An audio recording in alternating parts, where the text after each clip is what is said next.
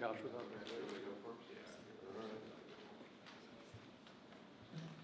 All right. Good afternoon, everyone. It's a real honor to be here, to be invited to Capitol Hill here to speak alongside such distinguished leaders from both the House and the Senate. I want to thank Chairman Tim Scott, Chairman French Hill, Chairman John Boozman, and Chairman G.T. Thompson. So thank you all for your leadership and commitment to addressing some of the most important opportunities of our time in ensuring that the U.S. remains at the forefront of innovation and digital assets. The President said in his executive order in the first week that it's the policy of his administration to support the responsible growth and use of digital assets, blockchain technology, and related technologies across all sectors of the economy. And he established an executive branch working group for digital assets, which includes Secretary Besson at Treasury, Secretary No, soon to be confirmed Attorney General Bondi, Secretary Letnick at Commerce, and all the other key administration officials that have an equity in crypto. And similarly, the SEC has set up a crypto task force led by Hester Hurst, which is also looking at this issue. And together, our objective is to accomplish the task that the President assigned for us in his EO, which is to propose a federal regulatory framework governing the issuance and operation of digital assets, including stablecoins, in the United States. I've talked to many founders over the past few years, and they've told me repeatedly that the number one thing they need from Washington is regulatory clarity. They just want to know what the rules of the road are so they can abide by them. We're coming off, frankly, 4 years of arbitrary prosecution and persecution of crypto companies where the SEC wouldn't tell founders what the rules were, but then they would prosecute them. And many founders have even told me stories of being debanked personally just because they had founded a crypto company.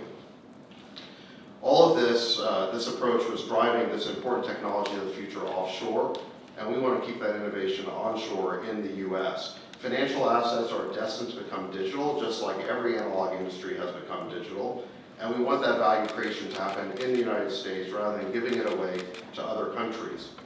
This will also, I should add, be much better for consumer protection because it's easier for regulators to supervise an activity when it's onshore. And it's probably not a coincidence that the single biggest fraud in the history of crypto, which was FTX, was based in the Bahamas. By moving the innovation onshore, it will be easier to separate out the good actors from the bad actors. And we want to encourage the good actors, the innovators, while protecting the market from the bad actors. And I think a market structure legislation with clear definitions and fair rules will do that. I want to say additionally, we're excited about working with both the House and Senate on stablecoin legislation. I know Senator Hagerty introduced a bill today. This stablecoins really have the potential to ensure American dollar dominance internationally, to increase the usage of the U.S. dollar digitally as the world's reserve currency, and in the process create potentially trillions of dollars of demand for U.S. treasuries, which could lower long-term interest rates. So let me stop there, and I want to thank the chairman here today, Chairman Scott, Chairman Hill, Chairman Boozman, Chairman Thompson. And I look forward to working with them as part of the administration to help turn President Trump's policy into reality. This was a week one priority for the administration, and we're excited that our counterparts in Congress are equally committed to ensuring American dominance in digital assets. I look forward to working with each of you. And with that, I would say work with each of you in creating a golden age in digital assets. And with that, I'll turn it over to Chairman Scott. Thank you. I think David represents promises made, promises kept. I love the campaign trail. President Trump is out there making promises, and we see today he's keeping those promises. And in so many ways, I think back to a kid as I was a long time ago, growing up in a single-parent household, mired in poverty, and hoping that the American dream would one day be accessible for me. I think that we're standing here today at the precipice of greatness for so many kids who are looking forward to democratization, having access points for their families and for themselves that makes it easier and less expensive to do business in this country. I love the concept that we see today, synergy within the administration, the House, and the Senate, focusing not on ourselves, but focusing on working class Americans who desperately need to reduce their prices and increase their access. That's what the bicameral working group will help tackle. I have a pre-existing working friendship with GT and French and John. And the good news is we come together already having proven the ability to work together to get things done for the American people. It's an exciting time to be an American. And as David said, the golden age has begun. And the good news is it's going to get better. I'm excited about what we will accomplish for the American people. I'm excited about the synergistic approach that we're taking in the House and the Senate, with the White House leading the way. Next, you'll hear from Chairman French-Hill. Thank you, Chairman Scott, and David Sachs, thank you for coming to Capitol Hill to celebrate with us the fact that in the 119th Congress, we have a bicameral project for both a stablecoins bill and a regulatory framework that will bring clarity to digital assets in the United States, so that we are the land of opportunity, the land of innovation that we have been for decades in so many other technologies. We don't want to be behind in financial technology and digital assets in the United States, but our innovators, as David Sachs reported, need clarity. They need to know what the rules of the road are, and that's why I'm excited to be here today to share this announcement that we're forming a working group on a bicameral basis between the House Financial Services Committee, the Senate Banking Committee, the House Agriculture Committee, and the Senate Agriculture Committee to make progress on that clarity for a regulatory framework and to create and structure a stablecoins bill that will lend itself to advancing America as the reserve currency of the world. This is a big issue.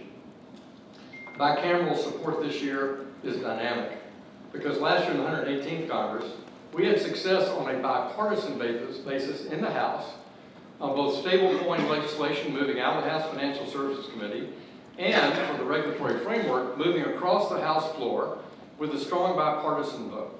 71 Democrats joined House Republicans in moving that policy forward. So in my view, with the wind at our back of a leader like President Trump, who knows that financial innovation, financial technology is where America's heart is, where our entrepreneurs' our hearts are, that will lead from the executive branch, and now with this bicameral partnership with Senate Agriculture and Senate Banking, along with our House committees, I look very, very forward to the success we're going to have in the 119th Congress. And let me ask my good friend from Arkansas, a fellow Razorback, the chairman of the House Ag Committee, John Boozman. We're all still excited about the big Kentucky win.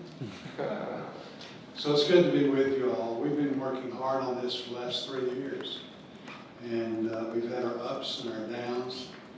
When we started working on it, crypto was gaining popularity. And then with Sam Bankman-Fried and other things, it seemed like perhaps it was in trouble. It's rebounded though, and it's bigger than ever.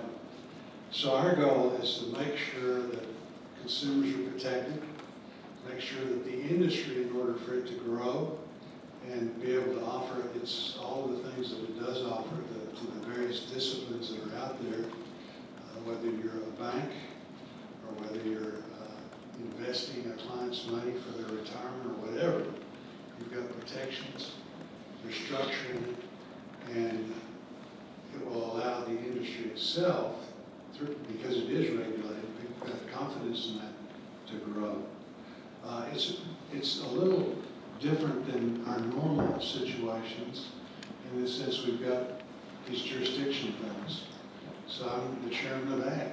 Why am I here? Because we have the Commodities Futures Trading Commission. And some assets are commodities, some are securities. So the SEC has jurisdiction of the securities, CFTC has has jurisdiction over the other. So the idea that we're working together, again, we've all been working separately. We've made progress over the last several years, but working together now with purpose. And then also having the White House, having the Czar over here, again, to visit with him and really set up a structure so that we can get a final structure to make this thing work is very, very important. So I appreciate Senator Scott, I think, really coming up with that idea. I think it's a good one, and we're looking forward to actually get some things accomplished in the next several months.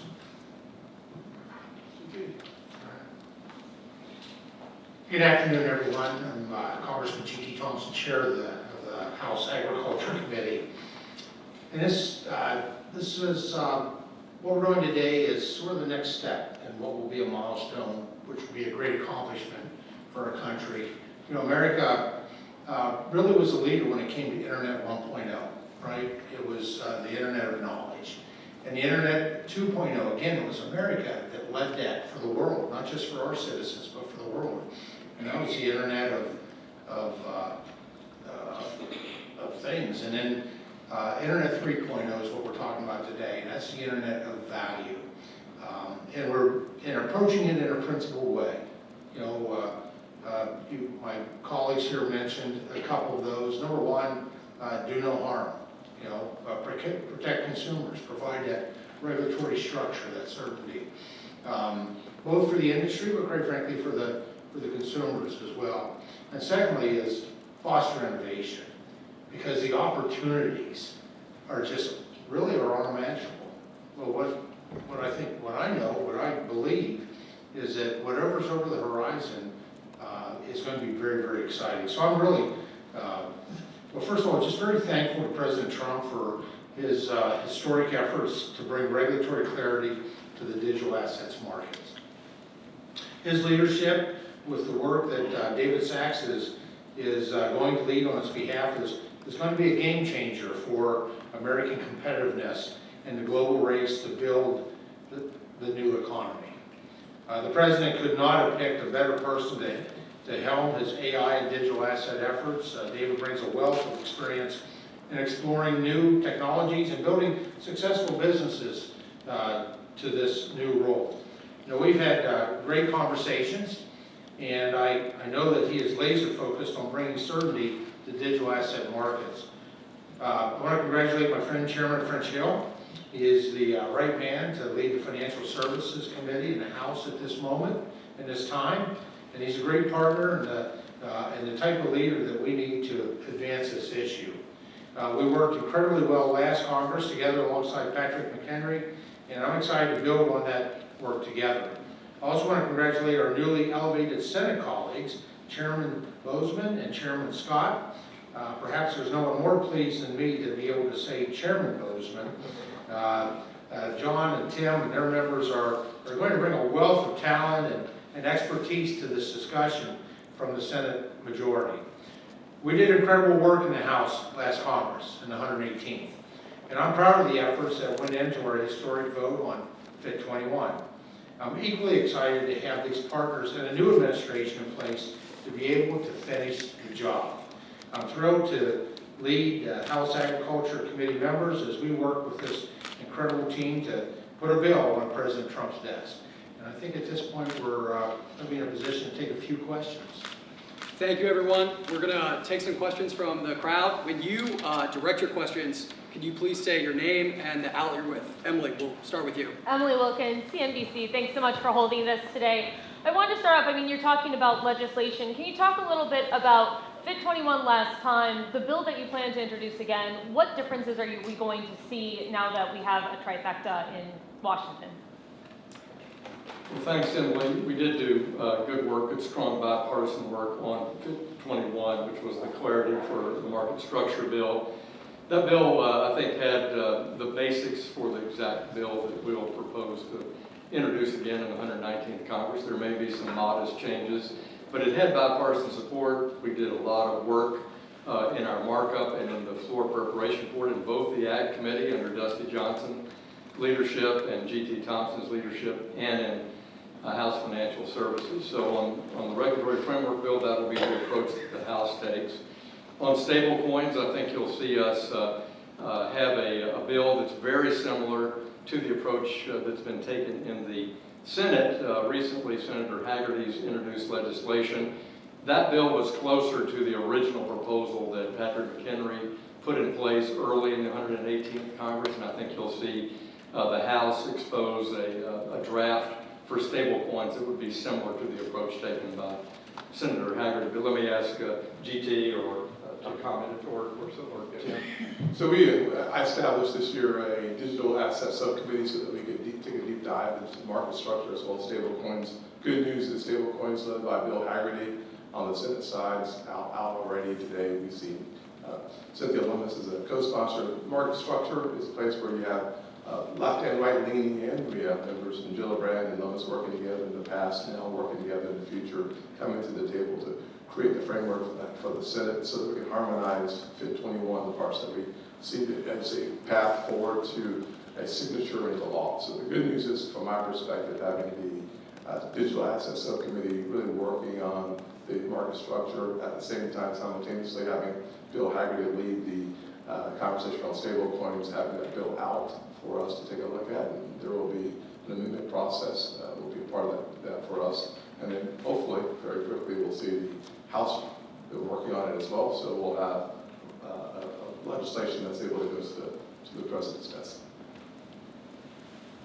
Brendan. Let me just say, I'm very proud of the work that we did in 118th with Fit 21, and that was done in, you heard others talk about, we had Republicans and Democrats, certainly in committee and on House floor, a significant vote that we achieved, but I like to say we achieved that in a tripartisan way.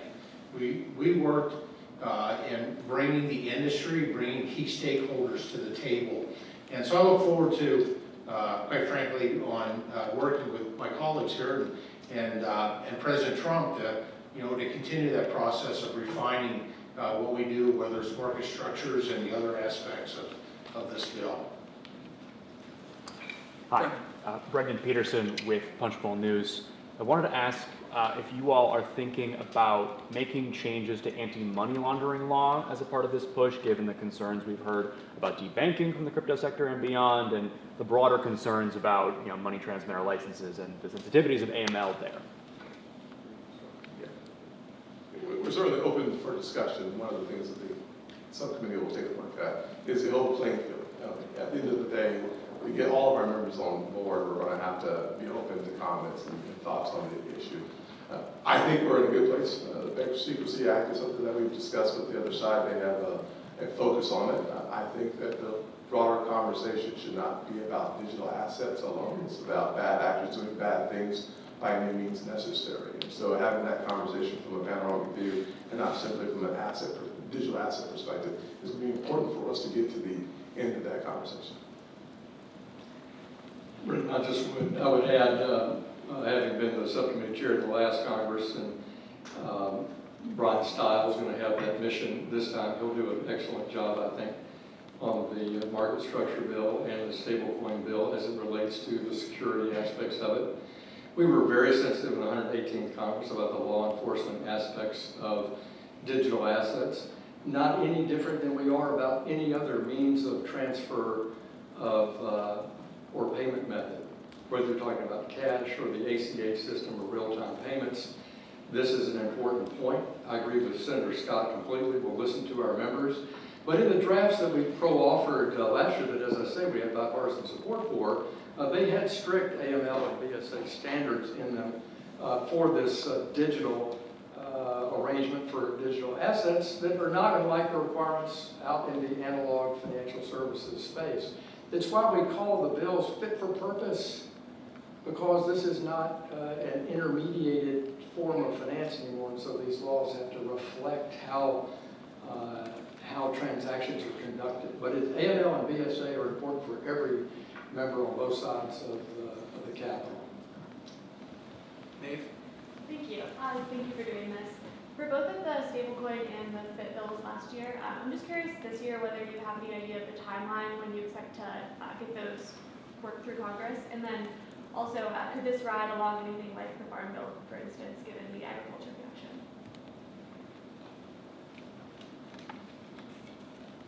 Well, we have to work on getting the Farm Bill, and we're going to do that.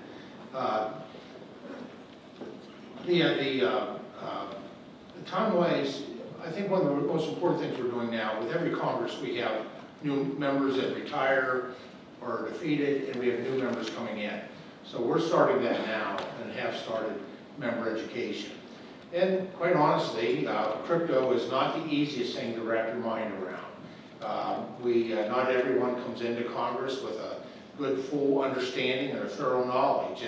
And so member education is what our first goal is here. And then how it times up, it is, I think we've shown the ability to be able to move a market structures bill, well, FIT 21 as a whole, out of the House in the past. I think we're probably in a really good position when we conclude our work and preparation this time around to be able to do that. So I don't see this being attached to a farm bill. Jasper. Thank you. Hang on one second. I would say, I was thinking about this a little bit. I think what we have is an opportunity to get things done. My theory is the first 100 days of the new administration is important. On the Senate side, my goal is to be as aggressive as possible to achieve an objective of having bills through the Senate in 100 days. Just to go back to Emily's question on this and combine it with timing made is, here's the way to think about it. We did a lot of work in the 118th Congress in the House. So we're prepared to move forward in the House Financial Services Committee, and I won't speak for Chairman Thompson, by introducing legislation, having discussion drafts of our legislation, attaching those to a set of committee hearings. But it's exactly as GT points out. We have new members, we've got to do new member education. And so we have to level set here. This is why Chairman Boozman and Chairman Scott have stepped up digital assets at a subcommittee level to bring members along and do that member education here in the Senate, something that in the House, we had the benefit, obviously of 2 Congresses working on that. So I think a key element now, though, is the education and technical assistance that can be provided to members, both in the House and Senate, from the executive branch now, as President Trump's leadership posts are confirmed, and key among them is his AI and crypto advisor, David Saxon. David, would you want to speak to this issue of helping members come up to speed? Yeah, I mean, absolutely. So this is what we're here for, and I actually did a session even before the start of this Congress with Speaker Johnson. We did a great sort of open dialogue with members of the House in that case, and I think part of what we're here to do is provide resources on education. Some of them can be outside advisors, kind of luminaries in the industry, and we're talking to a lot of those people. And then, I'm also available anytime to talk to members about this. It can, crypto can be an esoteric subject, and it is good to explain it, to kind of demystify it, because I think once you understand that, you've kind of got the cryptocurrency itself, like Bitcoin, but then what it really runs on are blockchains, which are just distributed ledgers. It's really a new type of decentralized computing platform, and there's a lot of things that can be built on that computing platform. So in any event, we're happy here to provide those resources to help explain it, both on Capitol Hill and beyond. Jasper. Thank you. Jasper Goodman with Politico. Thanks for doing this. Senator Hagerty is out with a stablecoin bill today. Given that that's out there and that there's been more consensus in the past on stablecoins as opposed to market structure, do you plan to move first on stablecoins ahead of market structure? And relatedly, to what extent in both of these processes do you plan to engage Democrats versus going at it alone now that you have the trifecta? So the bill's out, as you know.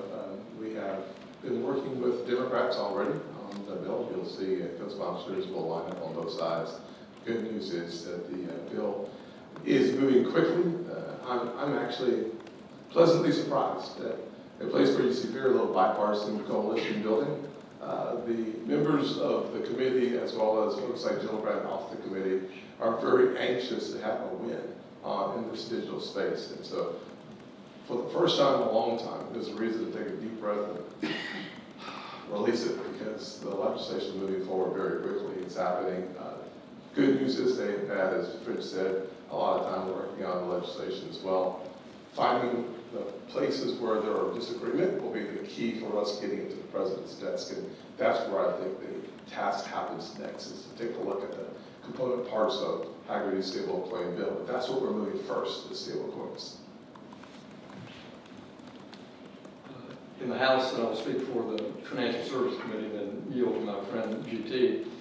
We're proposing that we'll essentially move stablecoins and a FIT 21 type structure, as I've now answered that question 2 or 3 times, on a similar track. And we're going to begin that process where we left off in the 118th Congress. And we've worked hand in glove diligently with our colleagues on the Democratic side of the aisle in the House. Many of the ideas that are reflected in the market structure bill and some of the stablecoins bill reflected views from the minority party in the House. And we'll continue to do that. You'll see that as we move forward with a set of hearings and the discussion. So I remain committed to trying to make these bills bipartisan success in the House. And certainly we'll cooperate with the senators and try to be a part of any kind of educational effort here on a bipartisan base to support their efforts here in the Senate. GT. I have the same commitments, I really don't have anything additional. All right, last question, Jennifer. Thank you so much, Jennifer Schonberger with Yahoo Finance. On the campaign trail, the president said he supported a Bitcoin reserve. I'm curious what the plans are for that at this point, and what the administration would consider putting crypto into a sovereign wealth fund that it is planning. So one of the things that the president instructed us to do was to evaluate the idea for a Bitcoin reserve. And so that is one of the things, this is one of the first things we're going to look at as part of the internal working group of the administration. So as soon as we get all that set up, we're still waiting for some cabinet secretaries who are on the working group to get confirmed. So we're still in the very early stages of this. But that's one of the first things we're going to look at is the feasibility of a Bitcoin reserve. I think the concept of the sovereign wealth fund is a little separate, and you have to talk to Secretary Lutnick, soon to be Secretary Lutnick, about that. Thank you all very much. Thanks, everyone. Thank you. Thank you, Jeffrey. Appreciate you.